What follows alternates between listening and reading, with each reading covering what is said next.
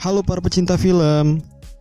Pada episode kali ini, saya akan recap alur cerita dari film Monkey King Reborn yang dirilis pada 7 Desember 2021 lalu. Film ini menceritakan tentang Sun Wukong yang menghancurkan pohon suci dan secara tidak sengaja melepaskan Raja Siluman kuno yang akhirnya menculik Biksu Tang sebagai balas dendam atas pemenjaraannya yang lama. Wukong dan murid-murid lain harus segera menyelamatkan Biksu Tang dalam 3 hari sebelum Raja Siluman kuno kembali ke bentuk asli dan menghancurkan bumi. Nah, tunggu dulu. Sebelum lanjut lebih jauh, saya bakal ingetin kalian bahwa video ini mengandung spoiler. Kalian bisa tonton filmnya terlebih dahulu untuk experience yang lebih baik. So, here's the recap by 199. Film ini dibuka dengan Wu Jing yang menceritakan tentang awal mula terlahirnya siluman pertama bernama Yuandi bersamaan dengan terbentuknya langit dan bumi. Yuandi adalah siluman yang teramat kuat dan pernah mencoba untuk memerintah 3 alam, yakni langit, bumi, dan akhirat. Saking kuatnya, para bodhisatwa tidak mampu menaklukkannya. Semua jenderal surgawi juga dikalahkan dengan mudah oleh Yuandi. Hingga akhirnya, seorang murid Buddha mengorbankan diri dengan mengerahkan seluruh energi Qi-nya dan menyegel Yuandi di bagian terdalam bumi yang gelap dan dingin, sekali dan untuk selamanya. Akan tetapi, Baji tidak percaya dan menganggap cerita ini sebagai cerita karangan.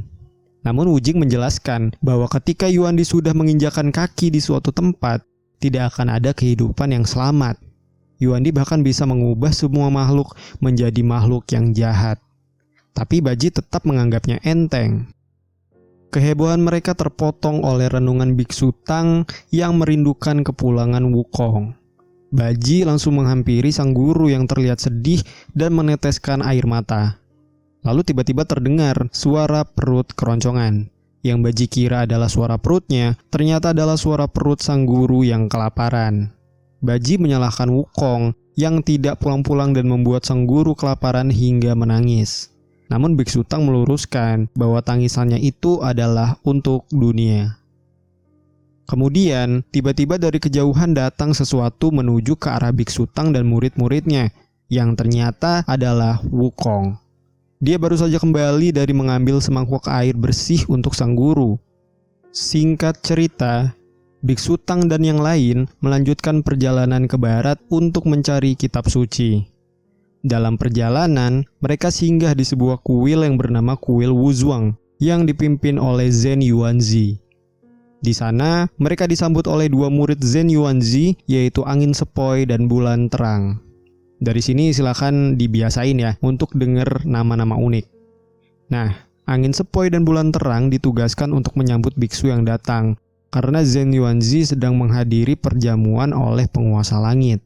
Setelah memberikan sedikit sambutan dan makanan, Angin Sepoi dan Bulan Terang mengeluh dari belakang. Mereka heran kenapa guru mereka mau memetik harta berharga cuma untuk seorang biksu miskin. Baji yang diam-diam nguping dari balik pohon langsung mencari Wukong untuk mengadu. Bukan soal Biksu Tang yang dikatain miskin, melainkan soal harta berharga yang katanya bisa dimakan, yang berusaha disembunyikan anak-anak itu. Wukong kesal dan berencana untuk mengambilnya sendiri bersama Baji. Wukong dan Baji akhirnya mengikuti anak-anak itu ke sebuah tempat dan berubah wujud menjadi serangga supaya nggak ketahuan menyelinap. Di dalam, mereka melihat sebuah pohon yang besar dan indah. Pohon itulah penghasil buah yang dianggap sebagai harta berharga. Di sini Angin Sepoi dan Bulan Terang menunjukkan cara memetik buah itu, yaitu dengan cara diketuk dengan sebuah tongkat dengan logam di ujungnya. Sesaat sebelum mereka pergi, Wukong berhasil mencuri alat itu tanpa mereka sadari. Wukong langsung mencobanya ke salah satu buah dan buah itu langsung terjatuh ke tanah dalam keadaan utuh. Namun ketika Baji mau mengambilnya, tiba-tiba buah itu lenyap bak di telan bumi.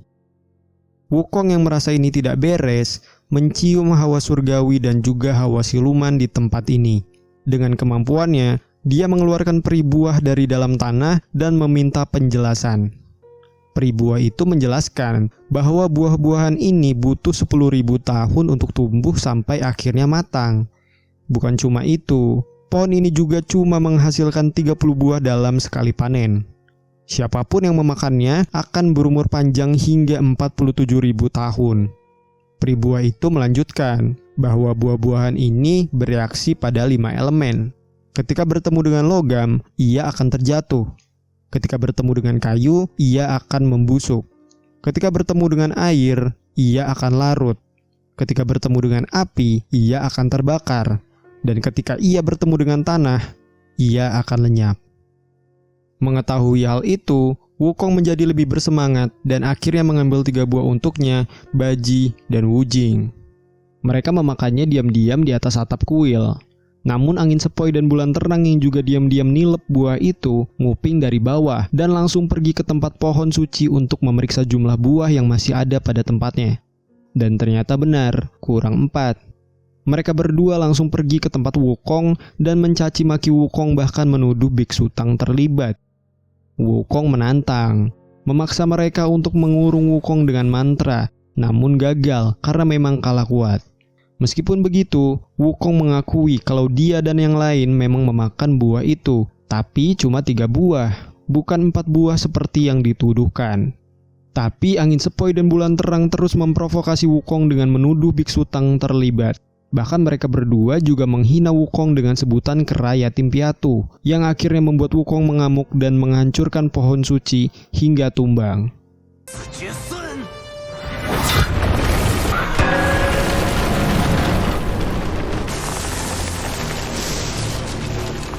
Hawa kekacauan ini sampai ke indra Zhen Yuanzi yang kebetulan sedang dalam perjalanan pulang. Sesampainya di TKP, angin sepoi dan bulan terang menjelaskan situasinya. Ini membuatnya bertindak cepat dengan membentuk formasi lingkaran penakluk siluman. Setelah itu, Biksu Tang meminta maaf dan siap disalahkan atas ulah murid-muridnya. Tapi Wukong pasang badan dan malah menantang Zhen Yuanzi. Ketika Wukong dan kawan-kawan sibuk bertarung melawan Zhen Yuanzi, formasi lingkaran tiba-tiba pecah. Dari dalam tanah muncul sebuah makhluk yang langsung menargetkan Biksu Tang. Makhluk itu menyebut Biksu Tang sebagai jangkrik emas dan membawanya pergi. Wukong dan kawan-kawan tidak menyadari hal ini dan terus melawan Zhen Yuanzi. Hingga akhirnya Zhen Yuanzi mengurung mereka ke dalam kantong lengan bajunya menggunakan mantra. Zhen Yuanzi kemudian turun dan menyaksikan kekacauan di sekitarnya. Dia lalu melepaskan Wukong dan kawan-kawan, lalu mengurung mereka lagi menggunakan mantra yang lebih kuat. Zhen Yuanzi memerintahkan angin sepoi dan bulan terang untuk melaporkan kejadian ini ke penguasa langit, bahwa Wukong telah menghancurkan pohon suci dan melepaskan Raja Siluman kuno, Yuandi. Zhen Yuanzi menjelaskan bahwa pohon suci itu tercipta dari energi Qi seorang murid Buddha yang mana akarnya menusuk titik akupuntur Yuandi dan membuatnya tersegel di dalam tanah. Wukong tidak menganggapnya serius. Dia berniat untuk menyelamatkan gurunya dan menangkap Yuandi. Zhen Yuanzi ngasih tahu bahwa dalam 3 hari Yuandi akan kembali ke bentuk aslinya. Yuandi juga akan mencapai bentuk terkuat setelah menyerap roh Biksu Tang dan 10 inkarnasi jangkrik emas. Akan tetapi, Wukong tetap bersikeras dan berjanji akan menaklukkan Yuandi. Namun jika gagal, Wukong akan dipenjara di bawah Gunung 5 Jari dan tidak akan pernah lagi merasakan kebebasan. Wukong setuju. Nah, sebelum Wukong dan kawan-kawan pergi, ada sebuah gumpalan asap yang menyelinap ke dalam keranjang Wujing. Di sisi lain, Yuandi membawa Biksu Tang ke suatu tempat. Belum jelas apa tujuannya membawa Biksu Tang ke sana, karena Yuandi langsung tidur. Akan tetapi, tiba-tiba datang sepasukan siluman. Juga ada pemimpin mereka yang berjuluk Raja Alis Putih, datang dan mengkonfrontasi Yuandi. Namun ketika Yuandi menyebut namanya, Raja Alis Putih langsung sadar berhadapan dengan siapa dan berbalik menyambut kebangkitan sang leluhur para siluman.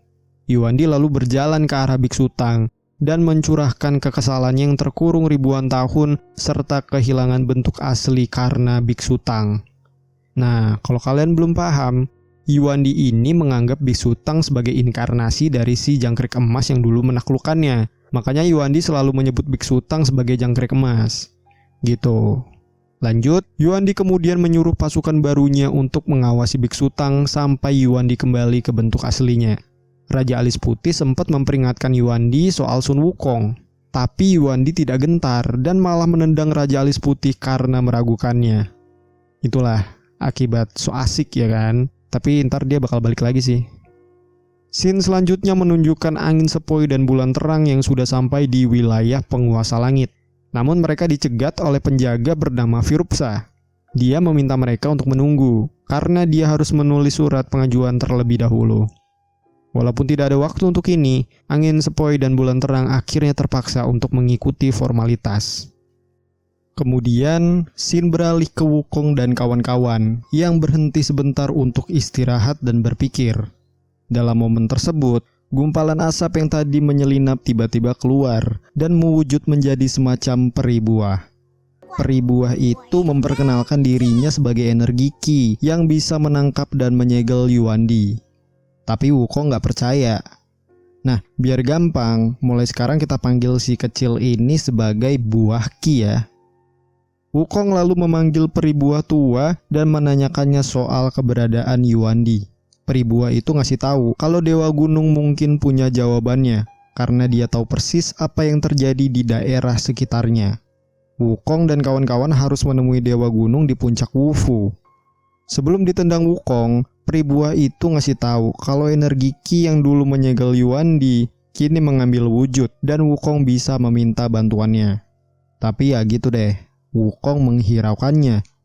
Walaupun pada akhirnya Wukong percaya karena Wujing mengkonfirmasi kebenaran cerita ini dengan gulungan yang dia bawa. Di sisi lain, Yuandi dengan kemampuan penglihatannya mengetahui kalau Wukong, Baji, dan Wujing sedang melacaknya. Yuandi meremehkan dan mengejek mereka di depan Biksu Tang. Tapi Biksu Tang yakin bahwa murid-muridnya akan datang karena hati mereka sudah terikat. Nah, dalam perjalanan ke puncak Wufu, Wukong, Baji, Wujing, serta buah Qi melewati sebuah desa kecil dan singgah sebentar di sana. Namun selang tidak berapa lama, tiba-tiba awan gelap menyelimuti desa itu. Raja Alis Putih bersama pasukannya tiba di sana dengan misi untuk menangkap buah Qi. Tapi ini bukan masalah sulit bagi Wukong. Dia menghabisi pasukan Raja Alis Putih dan menghajar Raja Alis Putih dengan mudah. Tantangan selanjutnya adalah menghadapi penduduk desa yang diubah menjadi semacam zombie. Namun diam-diam Raja Alis Putih menculik buah Qi dan berusaha membawanya pergi. Tapi lagi-lagi ini bukan persoalan sulit, sebab Wukong bisa mengatasinya. Buah Qi yang masih dikejar-kejar pasukan siluman kabur menuju sebuah menara untuk menghindari mereka. Sampai akhirnya Wukong dengan kesaktiannya membelah menara menjadi dua dengan tongkat emasnya. Merasa nggak punya kesempatan, Raja Alis Putih dan pasukannya kabur dengan tangan kosong. Meski begitu, kekacauan kadung sudah terjadi. Banyak penduduk desa yang terluka dan jadi zombie. Akan tetapi, dengan kemampuan tersembunyinya, buah Qi berhasil memulihkan penduduk desa yang terjangkit energi buruk. Namun ternyata kemampuan itu menguras banyak energi buah Qi. Untungnya, energinya langsung terisi lagi setelah buah Qi memakan buah-buahan. Setelah itu, Wukong dan kawan-kawan akhirnya melanjutkan perjalanan menggunakan awan Kinton. Sementara itu, Raja Alis Putih melaporkan kegagalannya di hadapan Yuandi. Tapi Yuandi jelas tidak puas. Dia memakan Raja Alis Putih dan mengerahkan energi gelapnya untuk mencari Wukong. Nah, di sisi lain, Wukong dan kawan-kawan sudah sampai di kuil Dewa Gunung. Tapi roh Dewa Gunung sedang tidak berada dalam tubuhnya. Baji dan Wujing akhirnya menyisir di sekitar gunung, sementara Wukong menunggu di dalam kuil. Tidak selang berapa lama, energi gelap sampai ke tempat Wukong. Energi itu merasuki tubuh Dewa Gunung yang kosong dan menyerang Wukong untuk menangkap buah Qi. Wukong meladeni. Baji dan Wujing bahkan tiba lebih cepat. Dewa Gunung yang kerasukan lalu memanggil siluman kecil yang disebut Fury. Siluman itu cukup menyulitkan Baji dan Wujing, tapi bisa diatasi dengan mudah oleh Wukong. Setelah itu pun, Wukong berhasil mengalahkan Dewa Gunung yang kerasukan tanpa kesulitan berarti. Energi gelap yang merasuki Dewa Gunung pun lenyap, dan Dewa Gunung mendapatkan kesadarannya kembali. Setelah itu, Wukong dan kawan-kawan mengikuti arahan Dewa Gunung untuk melacak lokasi Wandi. Di ujung pencarian, Dewa Gunung memperingatkan bahwa melawan Yuandi tidak akan mudah. Dewa Gunung juga memperingatkan jika energi buah Qi habis, dia tidak akan bisa bereinkarnasi. Mengetahui hal itu, Wukong dan kawan-kawan cuma bisa termangu. Dewa Gunung kemudian menunjuk tempat persembunyian Yuandi yang bernama Puncak Milenium. Dewa Gunung masih mencoba membujuk Wukong untuk meminta bantuan dari langit, tapi tekad Wukong sudah bulat untuk menyelamatkan sang guru. Sementara itu, Yuandi berhasil mengumpulkan lebih banyak pasukan. Ada siluman singa, siluman banyak mata, siluman ekor 9, hingga siluman tanduk emas dan siluman tanduk perak. Karena sudah lewat sehari, Yuandi berubah bentuk ke bentuk yang lebih kuat, dan akan semakin kuat tentunya jika sudah lewat 3 hari. Sebelum memulai pertempuran, Wukong dan kawan-kawan pura-pura beristirahat supaya buah Qi tertidur. Setelah buah Qi tertidur, Wukong lalu mengurungnya dengan mantra. Ini dilakukan dengan tujuan menjauhkan buah Qi dari pertempuran. Setelah itu mereka pun pergi, hingga akhirnya menjelang pagi mereka sampai di medan pertempuran. Wukong, Wu Jing, dan Baji sudah siap untuk bertempur. Sementara di pihak musuh telah bersiap pasukan siluman yang dikomandoi pemimpin masing-masing. Tidak perlu berlama-lama, mereka semua pun maju. Di sini, kita diperlihatkan kemampuan Wu Jing dan Baji yang ternyata cukup hebat.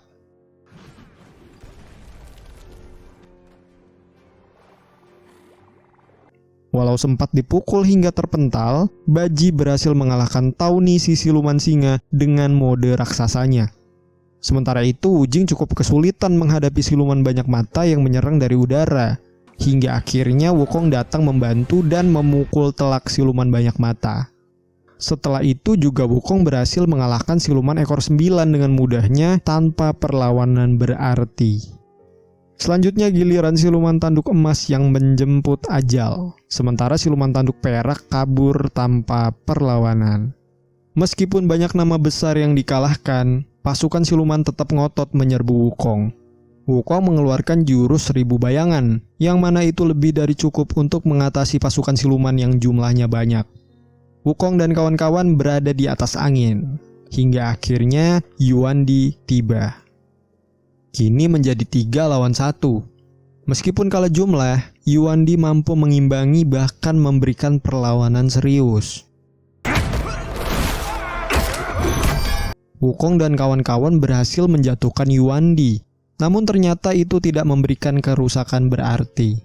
Yuandi bangkit dan kembali menyulitkan Wukong dan kawan-kawan. Kali ini bahkan Wukong dipukul telak hingga berdarah.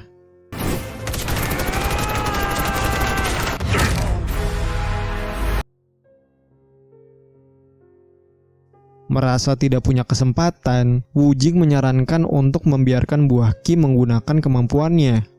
Akan tetapi Wukong belum menyerah. Yuandi yang berniat ke tempat buah Qi dihalang-halangi oleh Wukong meskipun itu tidak berakhir baik. Wu Jing dan Baji yang membantu pun bernasib naas setelah Yuandi memberikan luka serius kepada mereka. Buah Qi yang turut menyaksikan ini cuma bisa menangis karena terhalang oleh mantra pelindung. Yuandi kemudian berusaha melepas mantra pelindung ini dengan Wukong yang masuk untuk melindungi buah Qi. Ketika Yuandi berhasil melenyapkan mantra pelindung tersebut, Wukong sudah tidak bisa melakukan perlawanan dan akhirnya tumbang. Kemudian, Yuandi membawa Biksu Tang ke depan murid-muridnya. Yuandi menunjukkan kepada Biksu Tang bahwa murid-muridnya sudah kalah dan tidak bisa menolongnya. Meskipun begitu, Biksu Tang ikhlas menerima takdirnya. Sampai akhirnya Yuandi pun mencabut dan menyerap roh Biksu Tang. Sementara Wukong cuma bisa meneteskan air mata tanpa bisa berbuat apa-apa. Buah Qi yang menyaksikan ini berusaha memberikan energinya untuk membantu Wukong. Namun Wukong bersikeras menolak. Setelah menghabisi Biksu Tang, Yuandi berusaha membunuh Wukong dengan memukulinya habis-habisan di udara. Buah Qi yang sudah muak akhirnya beraksi. dan hampir berhasil menyegel Yuandi.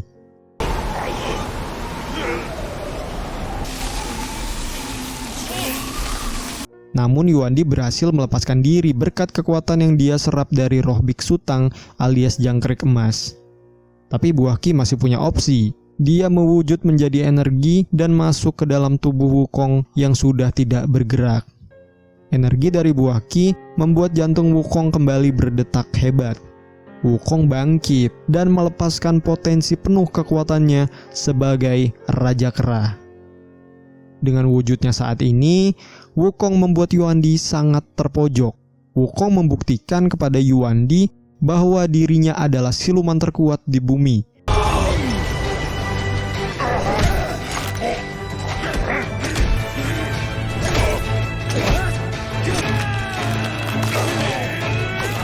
Dan mengakhiri pertarungan dengan satu hantaman dahsyat. Setelah pertarungan berakhir, sisa-sisa energi buah Qi menyelamatkan nyawa Baji dan Wujing yang terluka parah. Bukan cuma itu, keajaiban juga terjadi, di mana biksu Tang hidup kembali. Wukong dan kawan-kawan sangat bersyukur dan bersimpuh di hadapan sang guru. Kelompok pencari kitab suci akhirnya kembali lengkap, dan mereka pun kembali ke kuil Wuzhuang. Di sana, mereka berusaha memulihkan pohon suci yang telah tumbang dan meminta bantuan Dewi Asih untuk membangkitkannya. Dengan sisa energi buah Qi yang mengikuti Wukong, pohon suci akhirnya dibangkitkan kembali beserta buah-buah yang di awal film lenyap di telan bumi. Dan film pun berakhir. Gimana menurut kalian tentang film Monkey King Reborn ini? Boleh banget jadiin kolom komentar video ini sebagai tempat diskusi yang seru dan menyenangkan. No tubir-tubir ya, silakan berkomentar dan berdiskusi sesuai topik. And I'll see you again in another episode.